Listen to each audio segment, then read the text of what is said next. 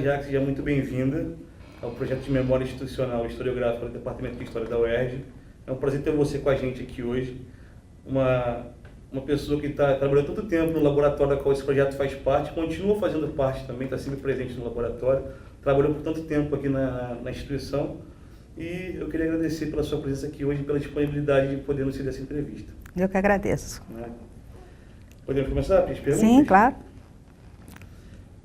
Você poderia nos contar um pouco sobre a sua formação acadêmica? E não só sobre a formação acadêmica, como se você chegou, por exemplo, na UERJ, como foi o seu processo de aprendizado?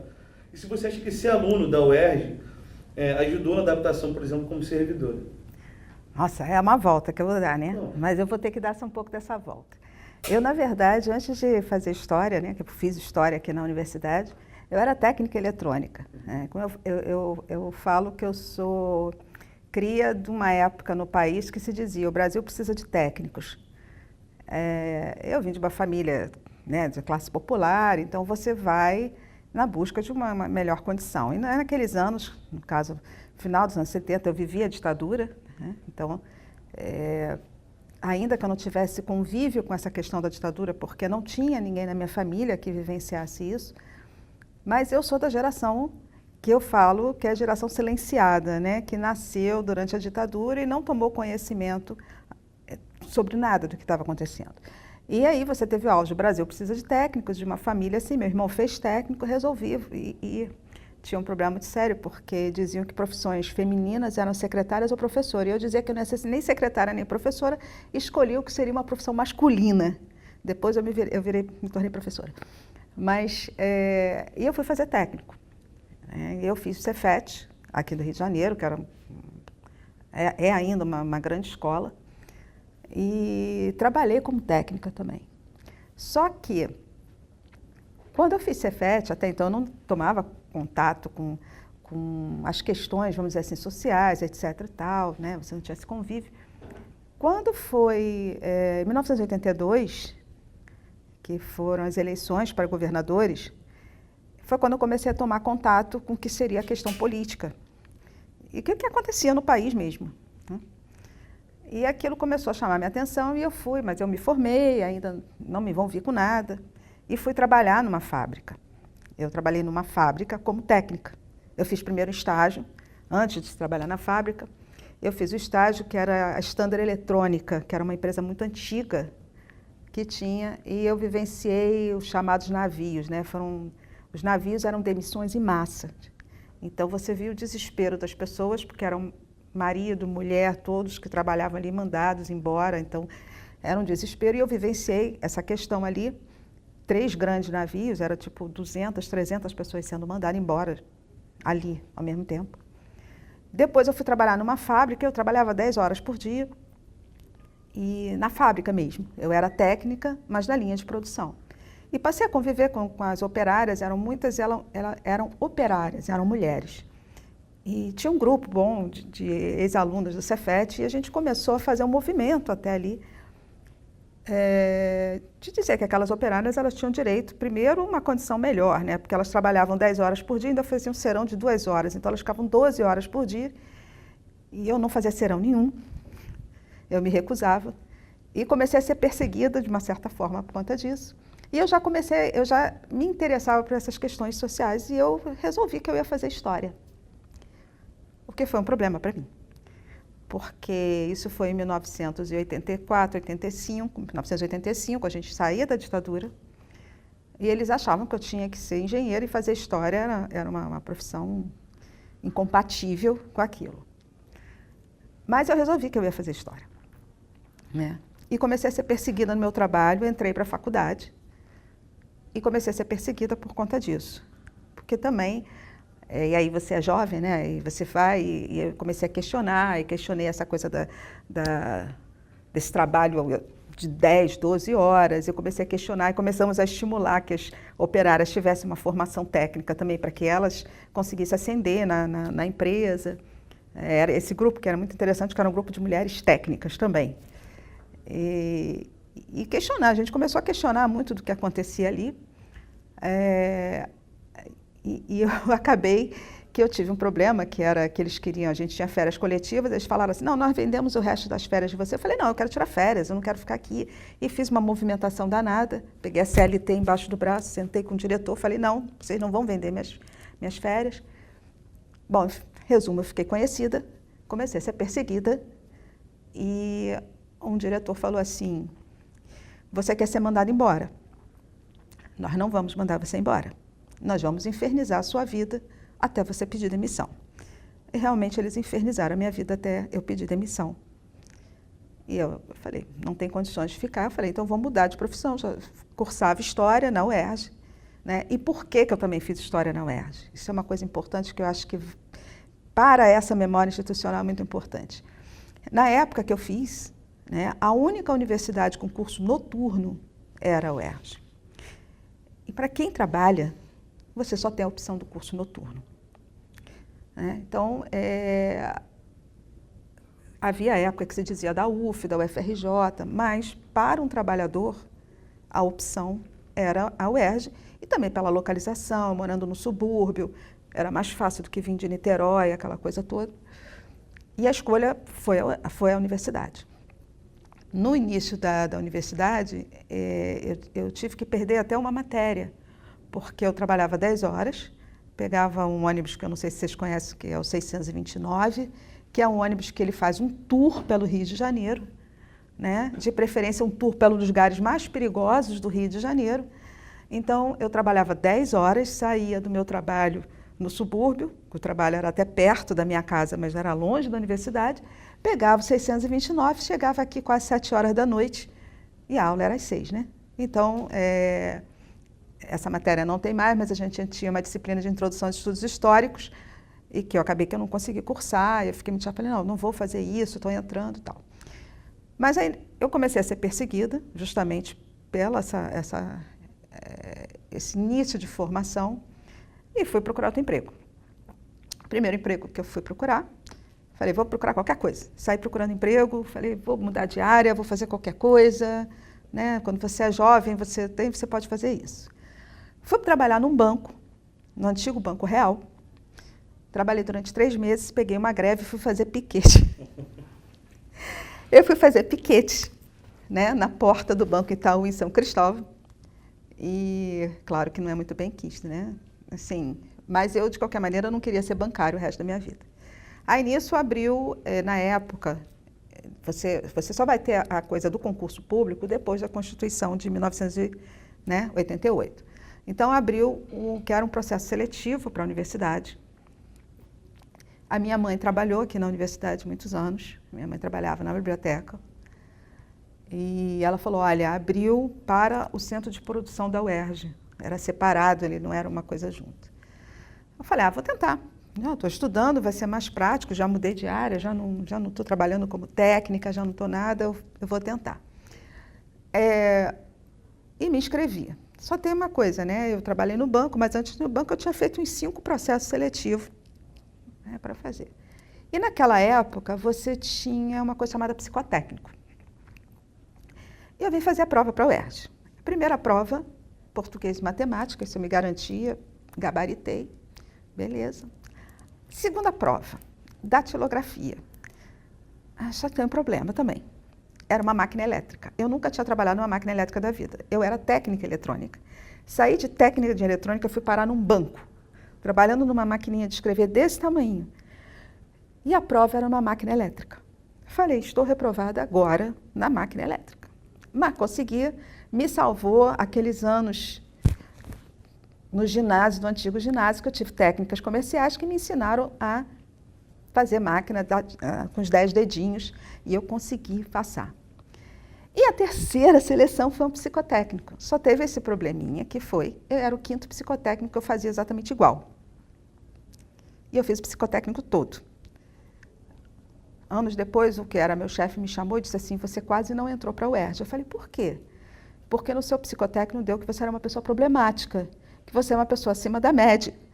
Então, que você ia causar problema para a universidade. Eu falei, mas olha só, ninguém entendeu, é porque eu tinha feito aquele psicotécnico pela 5ª vez, eu já sabia a resposta. Então, assim, eu já tinha feito tudo.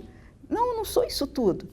Pois é, mas na sua ficha, mas aí esse meu chefe, que já faleceu, ele falou, não, mas eu peguei você por isso mesmo. Mas eu quase não entrei para a universidade, porque eles acharam que eu causaria problemas por ser acima da média. Claro, eles não sabiam do meu psicotécnico, né? E aí eu vim para a universidade e junto eu fui fazendo a minha graduação em História.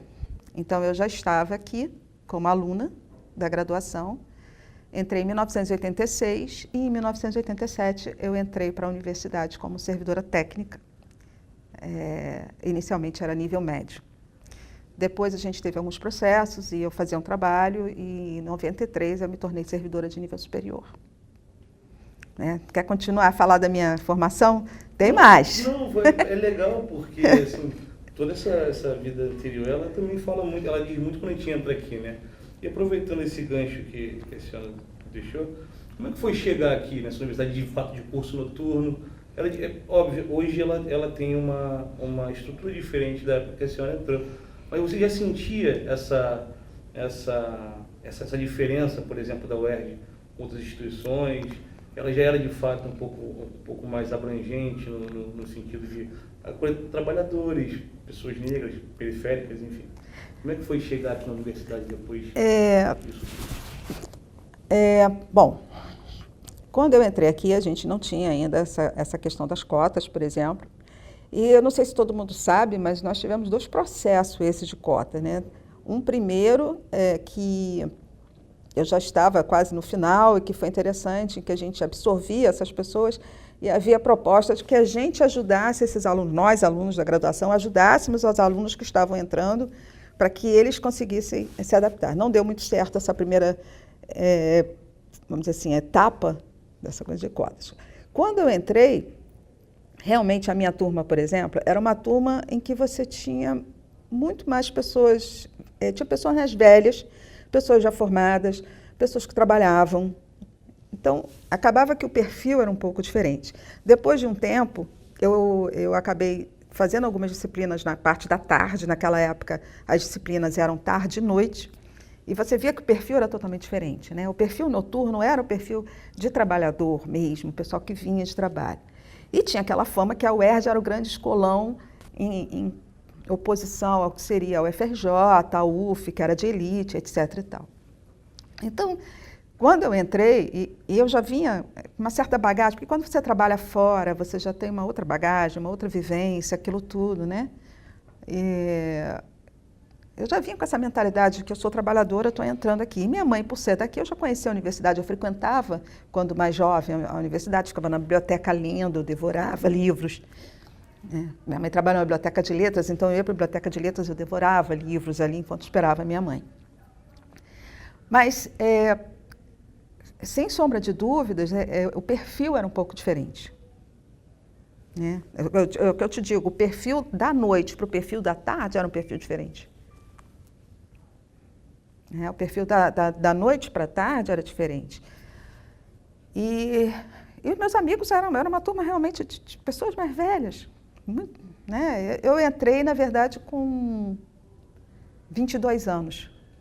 Muita gente está se formando com 22 anos. A minha filha, com 23 para 24, está se formando. Eu entrei com 22 anos na universidade.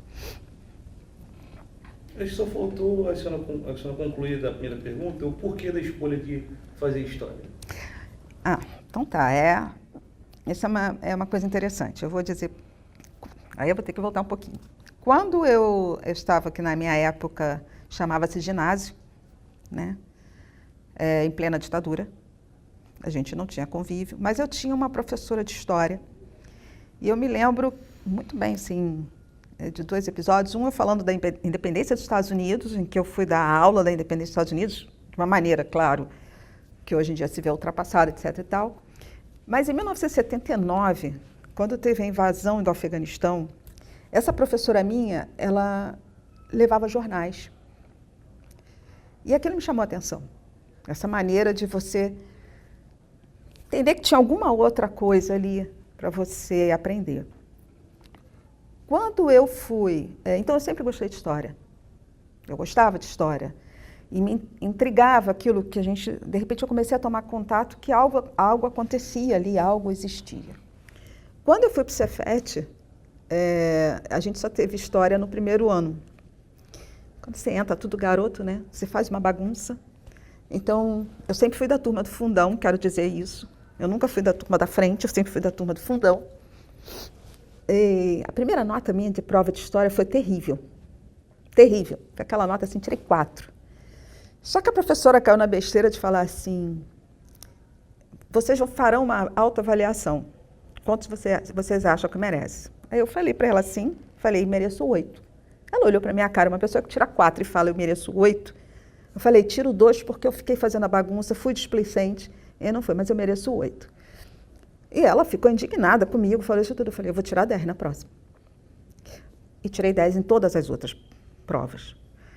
Então, assim, só que a gente não teve mais história. Aí quando foi em 82, no ano seguinte, isso foi em 81, em 82, quando teve esse episódio, que foi que me fez tomar consciência que alguma coisa não estava certo, que foi nessas eleições para governador, um amigo que era do PT, o outro do PDT, a gente estava na sala brincando e eles fizeram um acrônimo, né, com as siglas dos partidos, e eles iam ser expulsos no último ano do Cefet. E um professor que era ligado ao PDT conseguiu fazer com que isso não acontecesse. E o diretor, anos depois eu vim a saber, esse diretor do Cefet foi envolvido com a ditadura, frequentou a ESG, era uma pessoa que mandou muito aluno para os porões, né, muito aluno desaparecido. Por um outro motivo, tinha me chamado, eu já era maior de idade, um pouco que ameaçou a minha posição, porque eu comecei a tomar atitudes não políticas, mas posições. E aí eu comecei a me interessar, né? Eu diria que não tanto pela história, mas muito mais pela política em si. E quando você faz técnico, parece que você perde um pouco essa essência humana. E eu, fazendo técnico, aquilo me incomodava. Eu era uma técnica e parecia que eu não tinha essa noção. E eu fui parar numa fábrica, né, numa linha de produção em que você tem técnicas, em que você tem pessoas que têm situações. Eu também vim, eu peguei greves. Eu comecei a pegar greve. Eu peguei uma grande greve, que ela foi em 1985, se não me engano, 85. Eu peguei várias greves naqueles anos, porque aqueles anos você... Né? Então você começa a tomar essa vivência política. E aí eu falei, eu gosto de história. Eu sinto falta, essa coisa de você só ser técnico, você só fazer isso, você parece que não pode sair dessa linha, né? Você fazia engenharia. Eu tentei fazer vestibular para engenharia, mas eu trabalhava 10 horas por dia, não tinha condições de pagar uma faculdade, e em faculdade de engenharia só tinha durante o dia inteiro. Então, eu não tinha nem como cursar engenharia, né? Não tinha como. Falei, então, vou fazer história. Uma amiga minha, que também era técnica, fazia ciências sociais. Aí a gente fazia inglês junto e tal, a gente começou a conversar, e eu falei, poxa, pior que é verdade, eu gosto disso. Por que não fazer? Né? Eu tinha um emprego estável também, eu já tinha, depois eu perdi, mas eu tinha um emprego estável. Agora, eu levei muito tempo entre fazer a graduação, terminar a graduação e fazer o mestrado e fazer o doutorado, porque eu tinha que trabalhar. Essa é uma diferença, né? De uma certa forma, isso fez uma diferença na minha vida grande. Perfeito. A gente já falou um pouquinho sobre isso na questão anterior, mas aí agora entrando um pouquinho mais na sua vida como técnica administrativa, né? Considerando o período de experiência aqui na universidade, você percebe diferenças estruturais na organização da universidade e como essas mudanças afetaram os servidores. Você pode falar um pouquinho para a gente sobre esse período? Eu não falei algumas coisas, né? Eu sou formada em História, graduada em História, sou mestra em História também pela universidade, sou doutora em Ciência Política pela UF. Depois eu vou explicar por que eu estou entrando nisso. E tem uma relação grande com o que eu vou falar. Primeiro que eu realmente fiquei, se você for tomar, são 38 anos dentro da universidade. Eu vivenciei várias reitorias, eu vivenciei greves. Eu não trabalhei direto no laboratório. Eu, na verdade, quando eu entrei, eu trabalhei no centro de produção da UERJ, conhecido como CEPUERJ.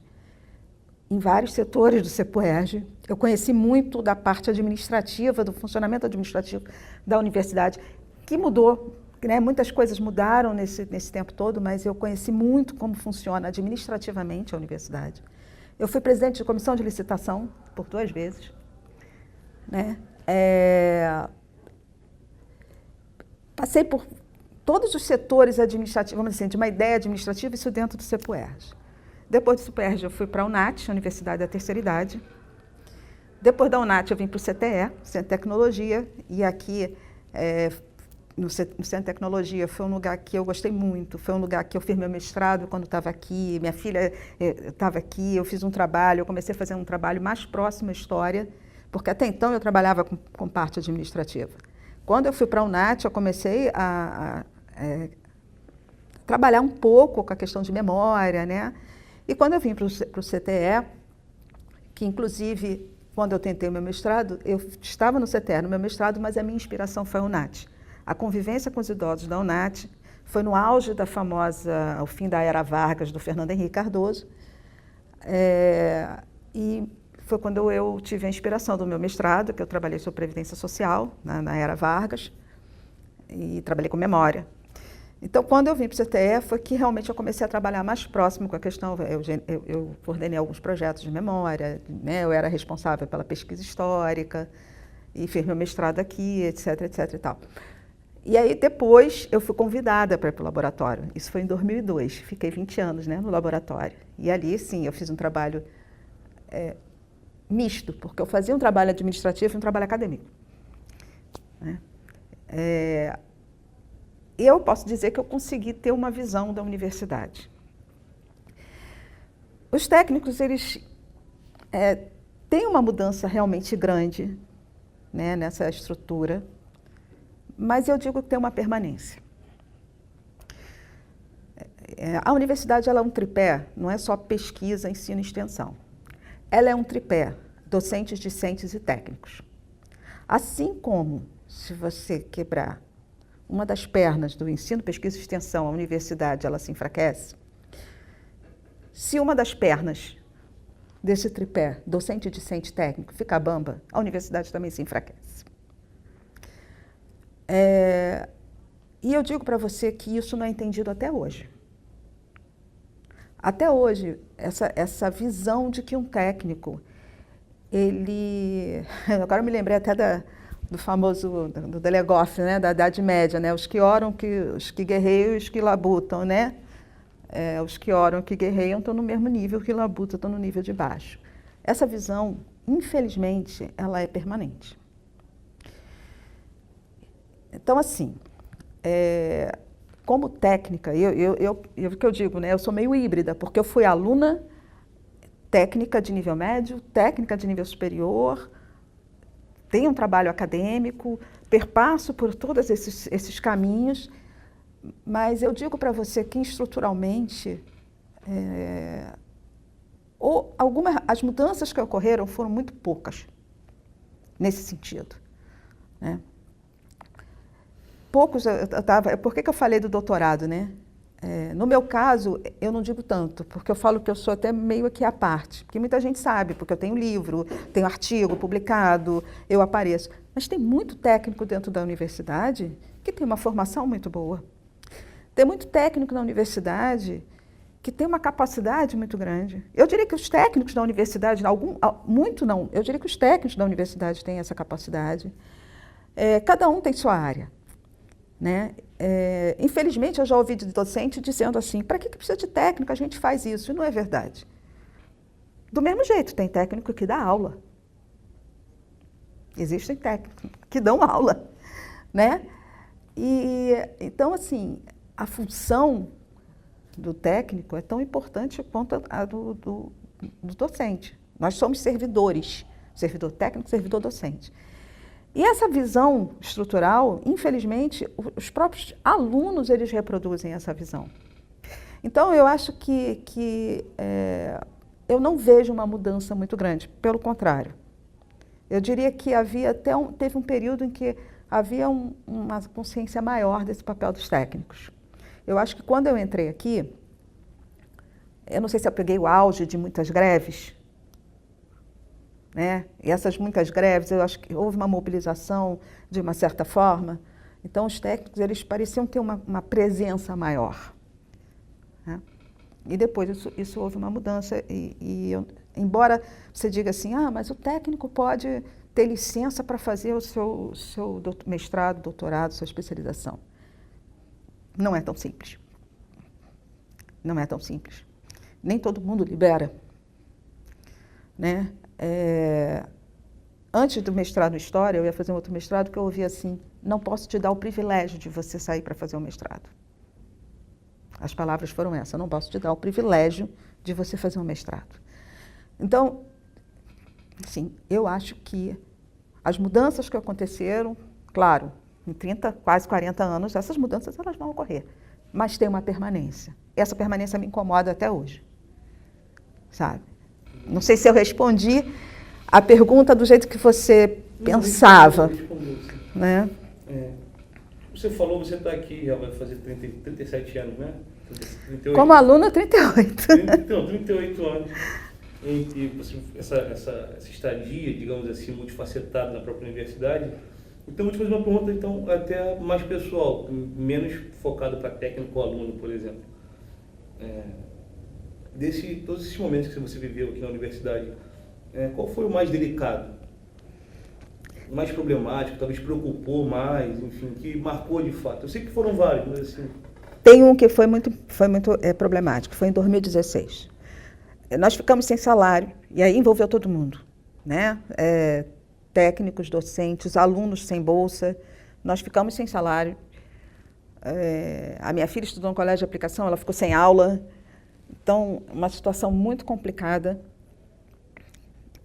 O risco de você... Eu sempre achei que você não perde uma universidade, porque vão privatizar. Eu sempre falei assim, não é tão fácil privatizar a universidade, né? Isso aí eu acho que a gente tem que ter um olhar um pouquinho mais calmo, né? Não é tão simples assim você privatizar uma UERJ. Mas você diminui o poder dela, com isso você corta investimento, você corta servidor, você tira direitos e você vai indo. E 2016 foi acho que um momento muito difícil para a universidade como um todo.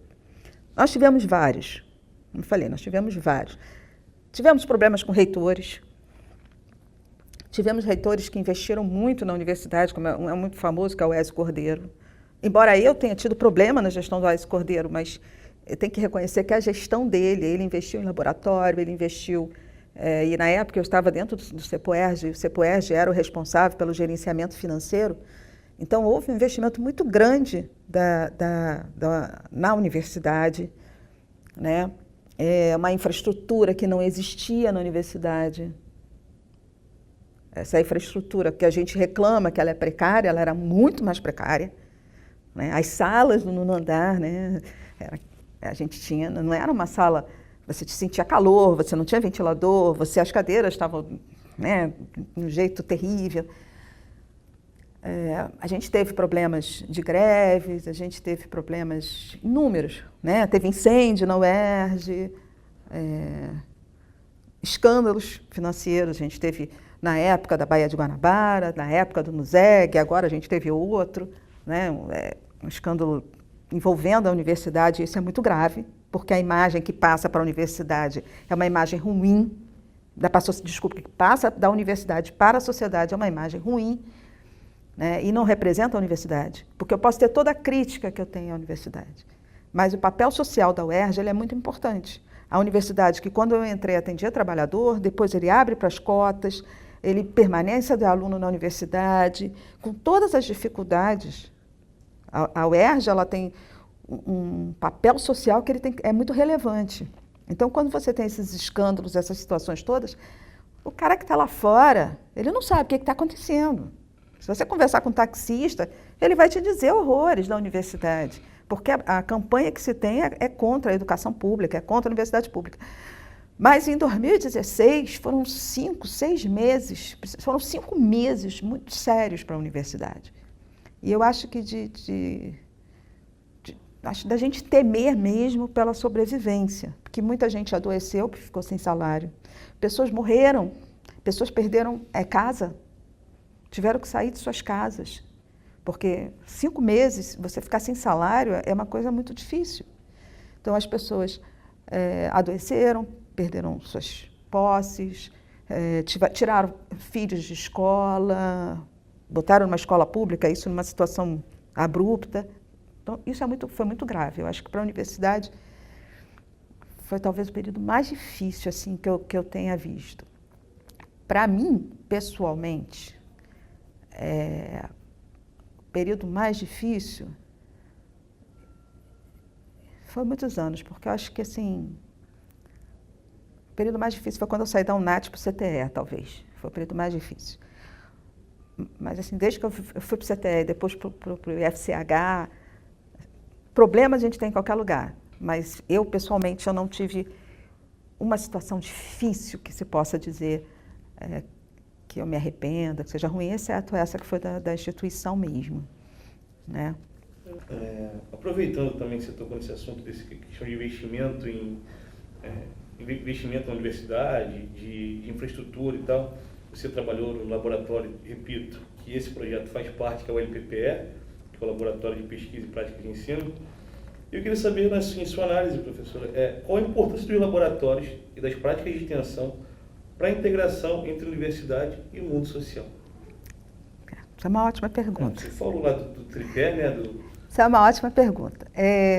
Quando eu entrei na universidade, e mesmo trabalhando, na verdade a extensão, ela começou a ser um projeto da UERJ quando eu estava no CTE. E eu participei da primeira reunião junto com a então diretora do CTE, a Gabriela Dias, do evento sobre a extensão universitária. Então, desde que eu vim trabalhar no CTE e depois eu fui para a LPPE, essa questão da extensão me acompanhou e eu vi a importância. Eu tive trabalhos importantes, aqui no CTE eu tive um trabalho com portador de deficiência visual. Então, assim, durante muito tempo a extensão era um patinho feio. Só que a extensão é o nosso diálogo com a sociedade. Quando eu critico também a estrutura da universidade, é um pouco isso, porque há uma visão elitista ainda de que a pesquisa é o principal, né? Até mais do que ensino, se você pegar, e a extensão é algo que você faz porque tem que dar conta de prestar contas ali à sociedade, e não é bem isso. Esse diálogo que a gente estabelece com a extensão ele é muito importante, porque o aluno ele se forma, só que ele vai enfrentar uma realidade que é outra totalmente diferente. Nem sempre ele vai conseguir ficar na pesquisa, vai esbarrar numa educação que a gente sabe que no país ela é muito problemática. Muita gente, muito aluno acha que vai fazer sua graduação, seu mestrado, doutorado, vai virar professor, só que a gente está numa área em que, vamos ser sinceros, está saturada de doutores, né? E com poucas vagas, porque a reforma ainda tira história. Então, a extensão, ela é esse contato com uma realidade e também uma prestação de contas que a universidade tem que ter com a sociedade. Esse é o primeiro ponto. E os laboratórios, eles deveriam fazer, nem todos fazem, mas eles deveriam fazer esse papel também. Porque o laboratório, ele é aquilo que sai da sala de aula, né? Você tem a pesquisa, mas tem um aluno fora da sala de aula, ele vai tomar contato com outros conteúdos, muitas vezes, com outras realidades. O laboratório LPPE, por exemplo, ele foi fundado em 2002 e eu fui para lá em final de 2002 e 2003. Né? Então, foi quase no início do laboratório e eu praticamente permaneci ali. E o próprio laboratório, até porque ele era voltado para o ensino, durante muito tempo ele foi patinho feio também. Né? Porque, afinal de contas, você tem um laboratório que trata de extensão e ensino, não era o principal que se queria se produzir, né? Mas o laboratório ele tem um papel, a quantidade de alunos que passou para a LPPE, por exemplo, e que a partir dali eles passam a ter outros olhares, outros projetos que nunca viram. Por exemplo, a Cadernos do Terceiro Mundo foi uma coisa fantástica, porque as pessoas não tinham nenhum contato com o conteúdo da Cadernos do Terceiro Mundo. Né? A pesquisa de anarquismo da Ângela, pouquíssimas pessoas lidavam com isso. Né? A gente trouxe né? Conteúdos sobre questões pensadores africanos, questões sobre conteúdos relacionados a essa temática, que também não tinha. Então, o laboratório, ele é um espaço essencial para o aluno e para o professor. E, principalmente, ele faz essa ponte, deveria fazer essa ponte com a sociedade.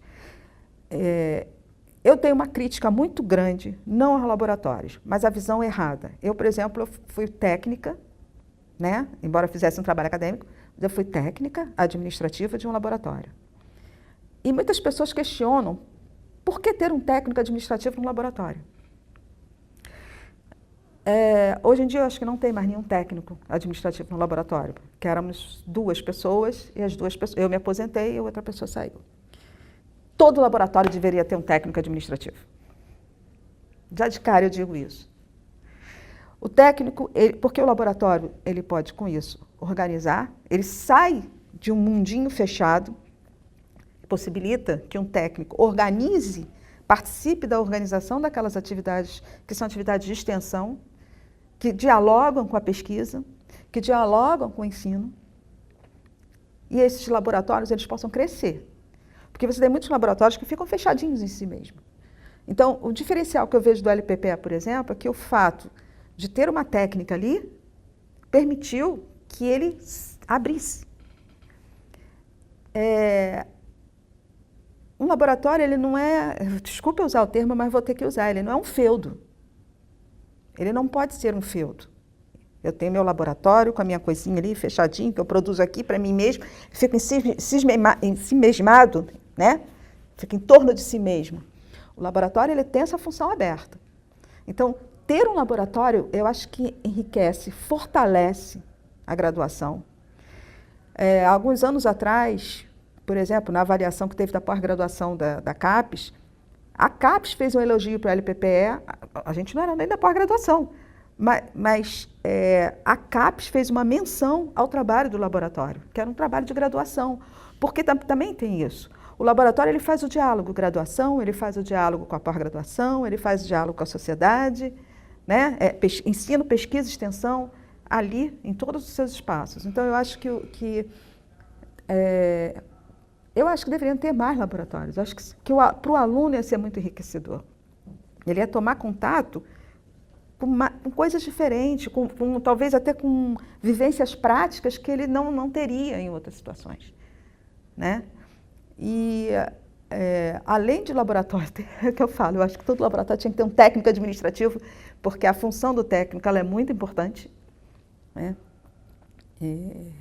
Eu ficava no híbrido, né? Como eu falava, né? Eu fazia função de técnica, mas também orientava aluno, também escrevia texto, fazia pesquisa, mas eu fazia função administrativa, né? Eu fazia os projetos, eu fazia o relatório, eu fazia acompanhamento de bolsas, eu fazia todas essas funções. Então, isso permitia que, inclusive, um professor tivesse o tempo para se dedicar à sua pesquisa. Imagina, porque o tempo que um professor para fazer uma parte administrativa, né, ele pode se dedicar ao aluno, ele pode se dedicar a uma orientação, ele pode se dedicar à pesquisa. Então, é uma visão que vem dessa estrutura que eu falei para você, né? Uma ideia de que o técnico ele não tem a capacidade de, né? Só que ele tem a capacidade de muitas coisas. Então, a ideia de que você... Já aconteceram situações bastante complicadas, até de conflitos meus. Eu já falei para um candidato a reitor, inclusive. Olha só, o bendito do tripé. Está lá o tripé. E ele me respondeu, nós estamos aqui esperando, quando vocês quiserem conversar, venham até mim. Gente, eu vi uma cadeira, um trono, com uma pessoa lá em cima, e que o técnico fala, humilde senhor, receba e veja minhas demandas. E não, isso é um absurdo, né? Já aconteceu situações de ouvir assim, a universidade ela é composta de docentes e discentes. Oi? Numa reunião de técnicos. Como assim? Então, isso precisa mudar. E aí, o laboratório, ele também pode fazer essa função de mudar uma mentalidade, né? Essa universidade ela precisa ser democrática, ela não pode ser democrática da porta para fora. A universidade ela tem que ser democrática, para ela ser democrática da porta para fora, ela tem que ser democrática para dentro. Ela tem que compreender as suas funções, ela tem que compreender o papel de cada um, né? E ela tem que compreender que o papel de cada um não significa que um está acima do outro, mas que cada um tem sua função, seu funcionamento. E que, quando você fala, por exemplo, de um laboratório, você não pode estar criando um feudo. Você deve estar criando algo que vai permitir que um aluno tenha uma outra vivência e que você vai responder que aquele seu trabalho está indo para a sociedade de uma outra forma. Pelo menos é a minha visão de universidade, né? Eu concordo com a senhora. E como fazendo parte desse projeto, fazendo parte também de um laboratório, é enriquecedor de fato ter contato com outros projetos, com outros professores e fazendo parte até de outros projetos, sendo voluntário, por exemplo. Você expande Sim. também o seu olhar de pesquisa e contato com outros professores e colegas também de graduação. Estou entrando agora no bloco final de perguntas, né? E nesse bloco geralmente a gente faz perguntas para todos os convidados que chegam aqui, a gente faz basicamente perguntas muito parecidas. E a primeira a gente não pode deixar de falar, que é sobre a questão das cotas, né? Como a senhora vê essa importância, e repito, a senhora passou por todos esses momentos paradigmáticos da universidade, como aluna e também como servidora, como foi esse processo, como a senhora enxerga a importância da política de cotas na universidade, principalmente aqui na UERJ? Como eu falei para vocês, a primeira vez que se falou em política de cotas, eu estava ainda na graduação. Eu vim de classe popular, né? E eu estudei só em escola pública. Não é fácil, trabalhava o dia inteiro, né? Então, achar que é simples para as pessoas entrarem na universidade, de novo, pegando a referência, estar sentado no trono, olhando para quem está lá embaixo e não entender. Então, eu sempre achei que as cotas elas eram necessárias pelas condições que a gente tem de uma sociedade extremamente desigual, né? Em que, especialmente se você pegar a população negra, né? É uma população que quase sempre está fora, alijada dessas oportunidades. Aí você fala, mas você tem um que passa no meio de um mundo sem oportunidades. Assim como você tem outros que vêm, que não só a população negra, né? Mas você tem quem tem uma formação, que tem uma condição, né? A dificuldade de você ingressar na universidade, e a universidade é o espaço de possível mudança social, desse status social, uma tentativa de mudança desse status de desigualdade, ainda que a gente saiba que não funciona assim, né? A gente saiba que na corrida lá, um parte lá na frente, outro está lá atrás, mesmo com a universidade. Mas a cota ela é necessária, né? Ela é necessária. O ideal era não ter cota? Óbvio. O ideal era não ter uma sociedade desigual, mas a gente tem uma sociedade desigual.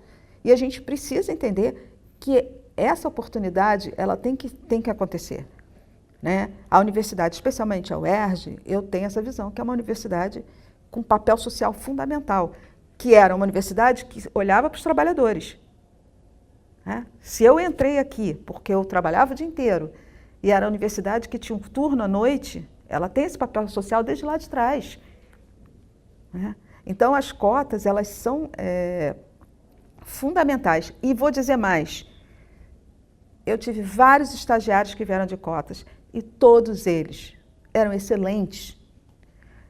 Essa visão preconceituosa que o cara vem das cotas e o cara está atrasado e ele tem um prejuízo. Eu já peguei gente que não sabia escrever, que tinha toda uma formação linda e maravilhosa. Os meus estagiários quase todos eram de cotas e quase todos eram muito bons. A exceção não era porque era de cota ou não era de cota. A exceção era pela exceção da própria pessoa, não tinha nada a ver com a cota. Então, eu acho que ainda tem o contrário, porque a pessoa quando entra de cota, ela acaba tendo que provar a si mesma, provar aos outros que ela tem condições de estar ali, né? Ela acaba tendo que se superar para estar nesse lugar. Então, assim, eu acho que tem até que melhorar. Como poderia ser contada a história da relação entre os servidores técnicos e os servidores docentes? tanto em termos de luta, se eram sindicais ou não, em relação a direitos, né? E quanto em termos de perspectiva de integração em relação à própria universidade. É uma confluência de interesse, sempre, ou vocês acham que tem talvez já houve ruído de comunicação? Acho que uma parte disso aí eu já falei aqui várias vezes, né? É uma efeméride também desse momento, aconteceu. Na verdade eu já falei isso várias coisas. Primeiro que já aconteceram situações muito difíceis, como, por exemplo, um técnico reivindicar direitos e os docentes não reconhecerem esses direitos dos técnicos e a gente se enfraquecer na nossa luta porque não tinham apoio. E o inverso, quando aconteceu, de ter a luta docente, por exemplo, a DE é uma luta unicamente docente. E os técnicos tinham que apoiar a luta dos docentes. Então, essa confluência aí, eu acho que, na verdade, muitos ruídos aconteceram. Lutas salariais conjuntas existiram. Lutas em defesa da universidade conjuntas existiram. Mas, quando o plano de carreira do técnico, por exemplo, foi uma batalha de anos, ele foi aprovado, mas, na verdade, ainda precisa ser revisto e até hoje não é revisto. E muito docente questiona o plano de carreira do técnico. Eu, particularmente, sou contra o plano de carreira do técnico, porque eu acho que tinha que ser um plano de carreira para a universidade. Você tem carreiras e funções diferentes, mas você tem um plano para o docente, um plano para o técnico, para mim, numa mesma instituição, eu sempre fui contra. Eu sempre falei, nunca escondi de ninguém, que eu acho um absurdo. Né? Não existe. Você tem um plano docente, um plano de carreira docente, um plano de carreira do técnico. Só que você está no mesmo espaço, numa mesma instituição. Então, mas por quê?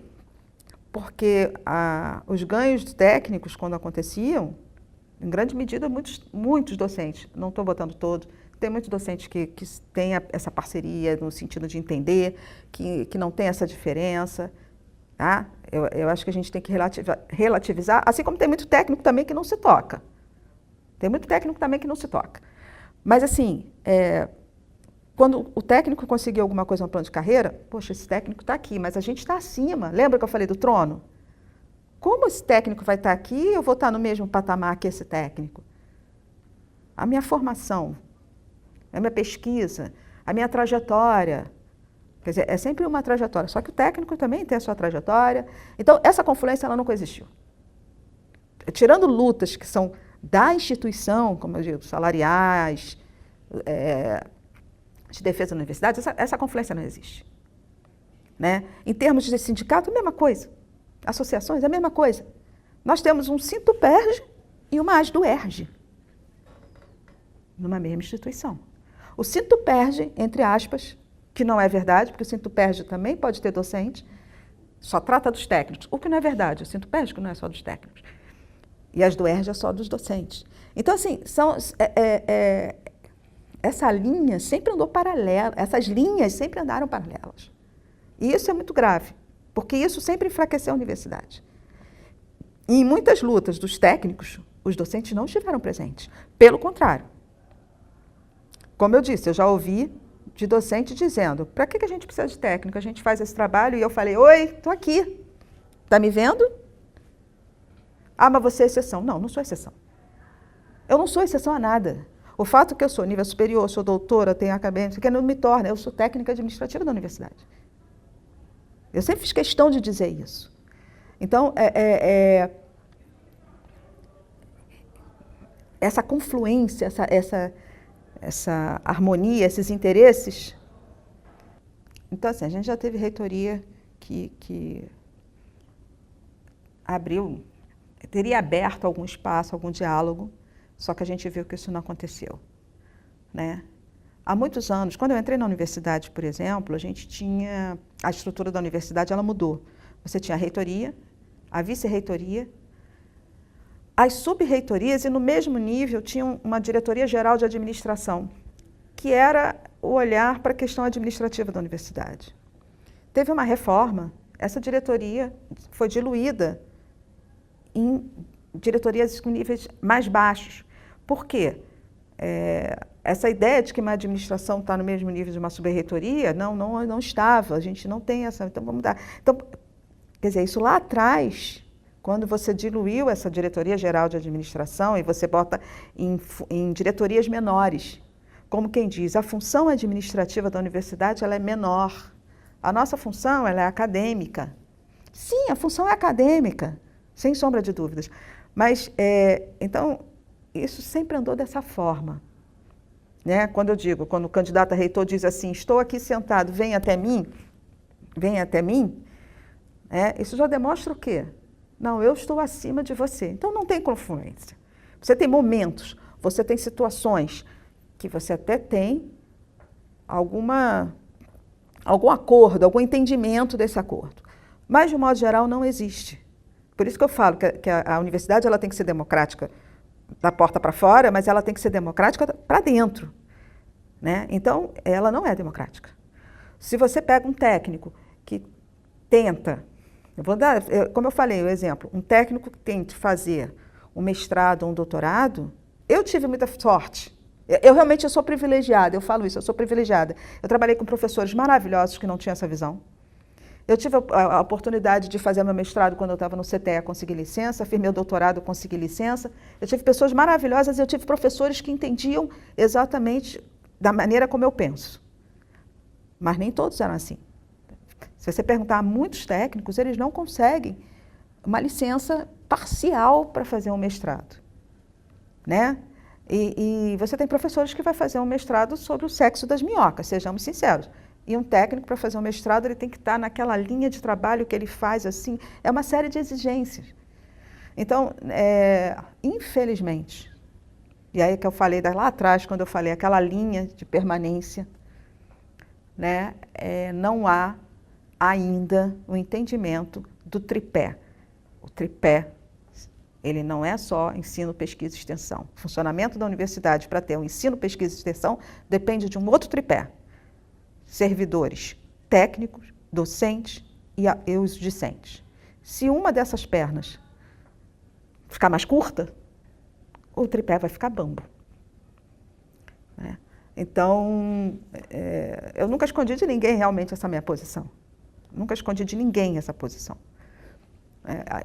E eu respeito todos os professores, foram meus professores, amigos, colegas, mas é preciso quebrar um pouquinho essa visão ainda muito verticalizada da universidade. Perfeito. Chegando agora nos finalmente, né? Na pergunta final. Que eu falo muito, né? Não. Você não gostaria de deixar para a gente aqui, para todo mundo que vai assistir esse vídeo depois, um comentário sobre as perspectivas do Departamento de História, tanto para os docentes, discentes e servidores também, tanto dos funcionários também do IFCH?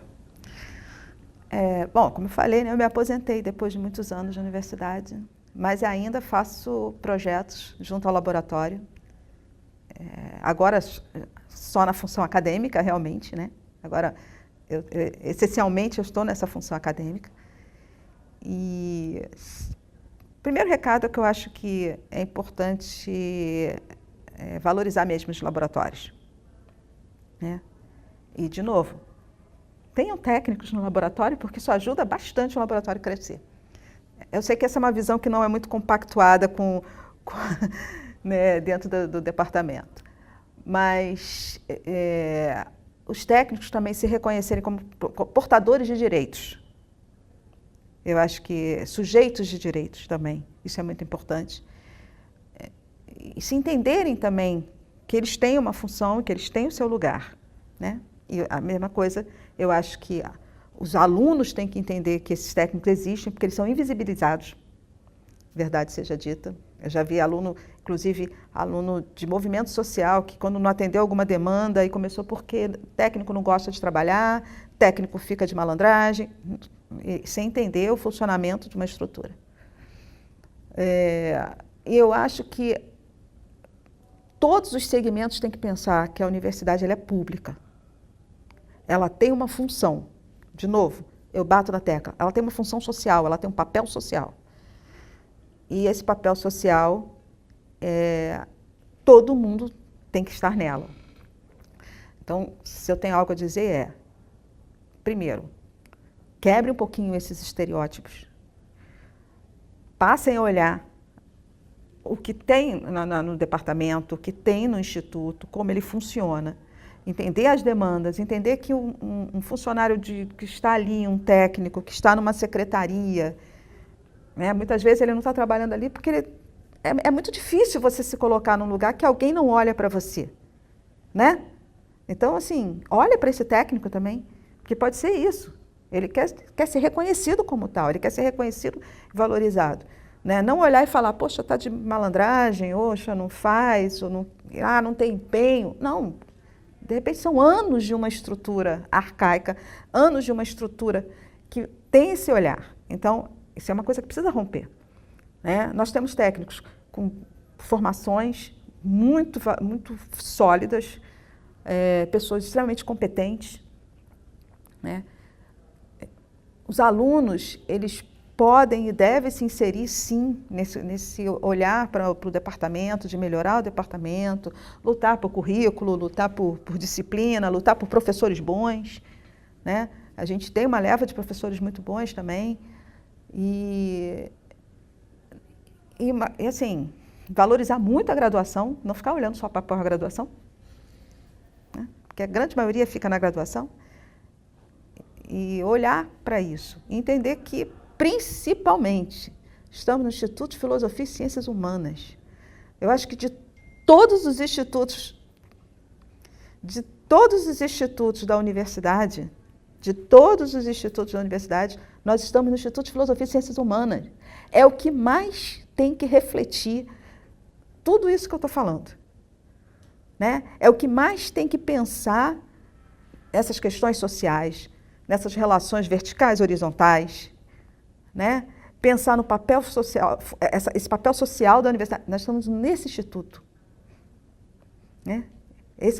Assim, para mim é inconcebível se esse instituto não entender esse papel que tem a universidade. De todos os lugares. Eu acho que toda a universidade tem que entender, mas o Instituto de Filosofia e Ciências Humanas e o papel do Departamento de História.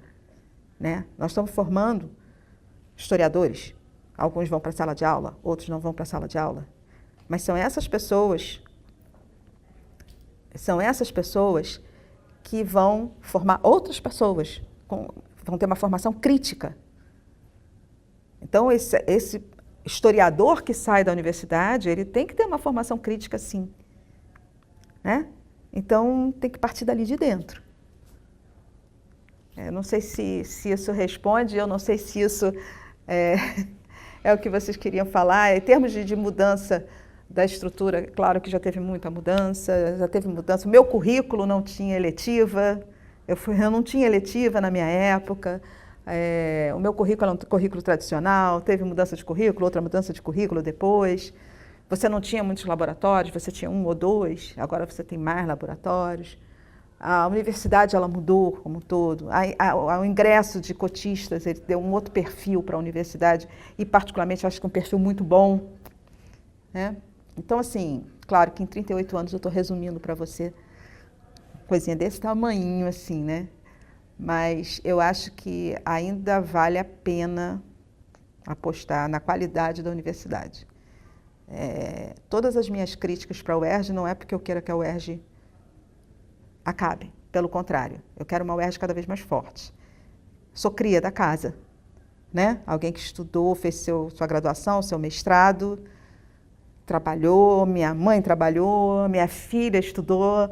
Então, assim, a minha relação com a UERJ é uma relação que está aqui na pele. Então, eu quero uma UERJ muito forte. Né? E para isso a gente tem que olhar para dentro. Perfeito, professor. A gente chega ao nosso final, eu agradeço de verdade, de coração, a senhora ter aceitado e ter vindo aqui. Foi muito gratificante, eu espero que a gente possa continuar trocando essa ideia, inclusive no LPP. Eu que agradeço, espero que traga um pouquinho. Muito bom, obrigado. Tá bom?